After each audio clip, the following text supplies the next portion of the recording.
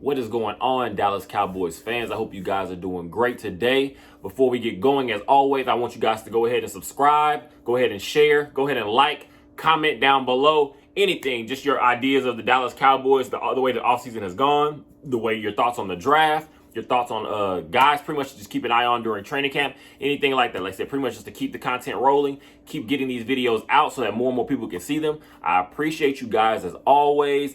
Let's get going. We all know training camp now is officially set to begin for the Dallas Cowboys on July 26th, which is just a little bit more than 2 weeks, so not long at all, not far away at all.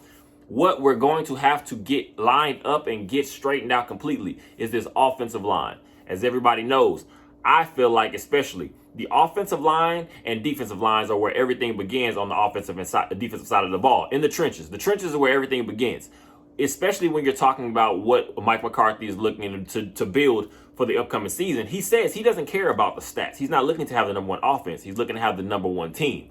That, to me, automatically starts. I'm not going to say necessarily we're talking about just a ball control offense only, but that is pretty much trying to stay on schedule. That's pretty much just trying to make sure that we're all rolling pretty much accordingly on the offensive side. And again, if that starts in the trenches, you have got to get guys back from injury. You have got to get guys pretty much just going to the next year of their careers, pretty much just adding things to their game, development. We're talking about young guys. You're also talking about older veterans, guys that we know have been with this team for a long time. How much longer can they hold up? That's a big thing going into the offseason, but especially this training camp, because battles will be won and lost in the trenches, like I said. So there's going to be lots of fight. Let's take a look at some of these guys. We can get started with a guy like Terrence Steele. Going into his 4th year undrafted, we've seen him pretty much make himself pretty much turn himself into an real NFL player out of nothing. Because what we did see, of course, was the Dallas Cowboys chose a couple years ago, to go in the direction of having a La'el Collins and a Terrence Steele, somewhat of a competition. Terrence Steele ends up being the last man standing in the end now, because coming off of an injury, ACL injury last season, we saw what exactly he means to this offensive line, because you saw the issues as time went on. We could not get efficient run blocking from that side consistently. And now you found yourself last year bringing in guys like older veterans, Jason Peters. Again, now you're moving guys around your offensive line trying to find out who you can place in there. You have a Josh Ball. I do not see any situation where Terrence Steele is not going to be your starting right tackle. He's ascending. We're talking about a guy about 25, 26 years old, so we're talking about still young in this league. You don't have to worry about him, to me, in my opinion. I don't feel like the ACL injury is anything that we're going to have to consistently have to worry about. But if anything, any indications just from his workout videos, of course, whatever those means, take them with a grain of salt.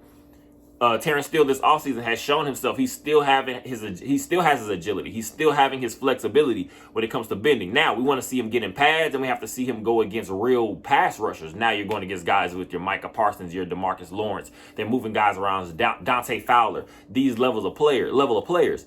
You're going to have to see if Terrence Steele can hold up. I feel like he will. He's a guy that I want to get locked up as quick as possible when it comes to the new contract, because I feel like he is just starting to get his feet wet, and he's still ascending and developing and improving. And you want to lock a guy like that up for the long run. Next up, of course, we already know our right guard position is pretty much locked in. So that doesn't even take too much talking. Zach Martin is your old, reliable, your veteran, the guy, pretty much the first ballot Hall of Famer, if you ask me, because again, we're talking about consistency. He does not give up sacks. He does not get too many holding penalties. We're talking about a guy that you know is going to come in there, pretty much a lunch pail type worker. He's going to go in there, get the job done, and then go home, and we don't have to worry about him. And he'll show up the next week and do it all over again. Right next to that, exactly. So a Zach Martin right next to a Terrence Steele, that's huge, because you're going to have a guy that pretty much can help bring Terrence Steele along back. Again, just getting himself back into full 100% health. I feel like we don't have that. That side is going to be pretty much locked in. So what comes after that? Your center position. We're looking at a Tyler Biadasz. He's now going into his 4th year. And I want to say, I feel he is not as talented, of course, as a guy like Travis Frederick, but he has that same kind of tenacity. You've seen him still start to level up, and his game rose up even another notch last year, becoming a Pro Bowler for the first time in his career. Whatever that means is a popularity contest. It doesn't matter. He has at least found himself in the mix of being guys that being able to get that nod. So Tyler Biadasz is also a guy. I don't feel there's any fire or competition, anything behind a Tyler Biadasz. We already know the tenacity that those Wisconsin O linemen have shown, and pretty much just the consistency of that school throwing in real NFL offensive line talent. Tyler Biadasz is just the next one up in that group. That brings us to the left side of that offensive line.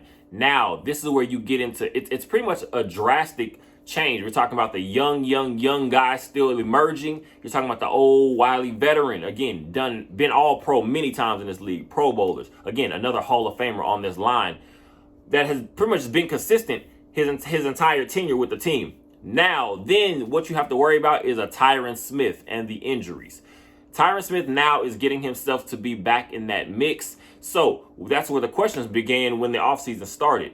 Where exactly is Tyler Smith going to be? Is he your left tackle of the future? Or is that a guy that you're going to put at left guard for the time being? Because you're not really, pretty much this organization has not been ready to push Tyron Smith out the door. So is that a respect thing? Is that because they believe Tyron Smith still has the capabilities to get it done? It's very shaky on that side, because one thing I feel like at this point we can pretty much say for sure, it's never likely anymore that you're going to get a full season out of Tyron Smith healthy. At some point, I don't care if it's a big injury or smaller injury, these injuries start to seem to come up. And again, it's like when it rains, it pours. You start with one, you're going to get another one for him in his case. So you have to figure out what exactly that means for Tyler Smith. It's pretty much already been stamped, at least going into training camp. Tyler Smith will be your left guard. That's going to be okay to me, because he showed the capability to get it done last year. He's shown also the capability that he can also move around a little bit. So if you feel at any point that he can give you a little bit more than Tyron Smith is giving you, then I have no problem with moving that around. But for the time being, left guard is Tyler Smith's position.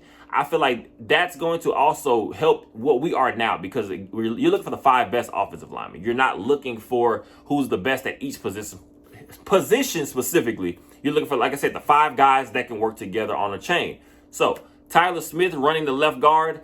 Tyron Smith will be your left tackle.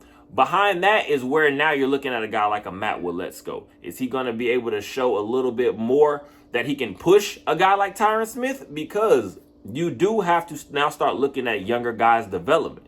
Does that mean Tyler Smith is also going to end up being your left tackle for the future? We don't know. So training camp is literally not too far away. Let me know what you guys think about this offensive line. I'm a big fan. A guy the Dallas Cowboys brought in this past draft, Asim Richards. I'm going to say I see him more as a guard from the University of North Carolina.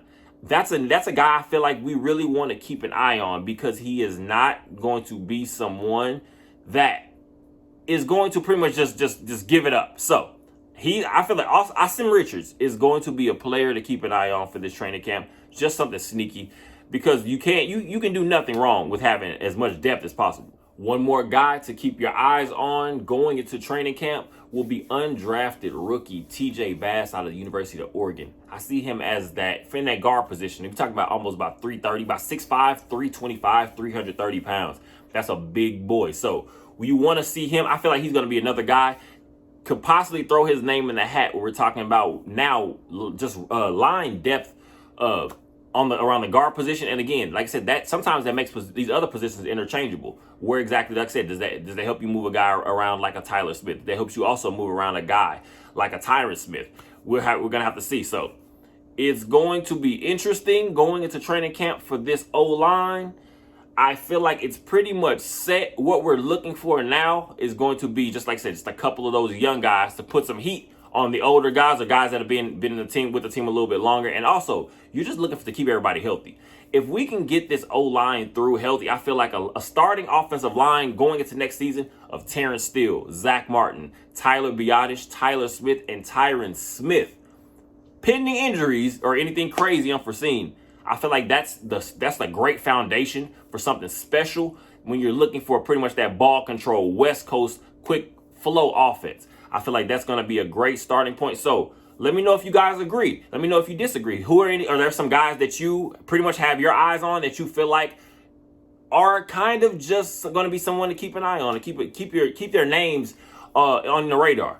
Just let me know. I appreciate you guys as always. Like I said, training camp does begin for the Dallas Cowboys July 26th. So just about 2 weeks away. It's going to be very entertaining. It's going to be exciting. Now we're going to actually get some real football, and it's not too far away. I appreciate you guys. Go ahead and subscribe. Go ahead and share. Go ahead and like, and go ahead and comment. And like I said, let me know your ideas. Pretty much keep passing it all around. Cowboys fans, I appreciate you. It's going to be a great season, I feel like, hopefully. Pretty much, let's roll.